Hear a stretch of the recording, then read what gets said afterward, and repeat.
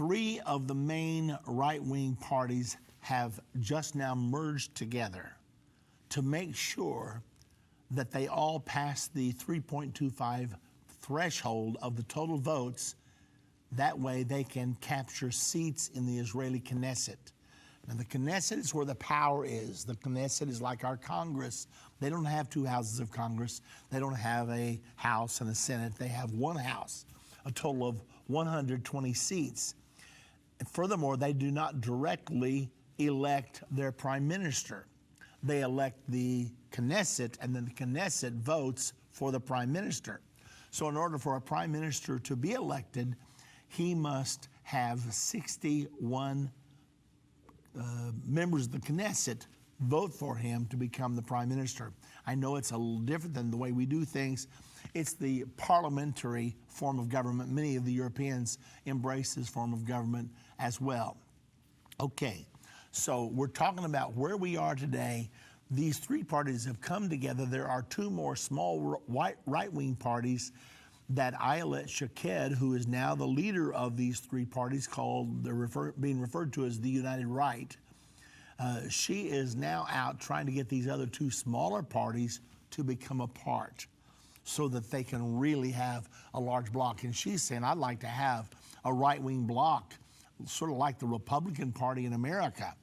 Well, if they did that, they would have a good shot at becoming one of the strongest parties, if not the strongest party, over a period of the next few elections. So all the politicians are watching all these maneuverings. Now, Netanyahu said it is important for the Likud to be large, instructing party officials what talking points to focus on during public appearances. We've seen what happens when the Likud isn't large enough. A vote for the Likud is a vote for a right-wing government led by Netanyahu. Now, this is what they're saying. The only question is, can we believe it? Will it really be a right-wing government, or is Trump back here in the wings with his peace plan that he's ready to propose, which calls for a two-state solution? So I can see, I'm sure, you can see that the plot thickens here. The memo went on to say that the Likud will not be a partner in a unity government. Now, they say that until they decide to be a partner in the unity government. You know how that goes. I voted against it before I voted for it. We've seen all those kinds of political maneuverings here in the United States of America. The communique went on to say it is important to prevent right-wing votes from being wasted, so as to ensure that we do not weaken the right-wing bloc and potentially force yet another round of elections. Now, Israel is in no mood for another round of elections. They've already let everybody know we're not doing that.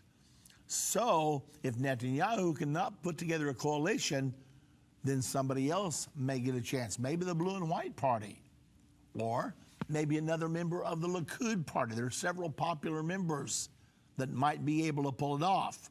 So it's so complex. Plus, Prime Minister Netanyahu is possibly going to be indicted for crimes come October.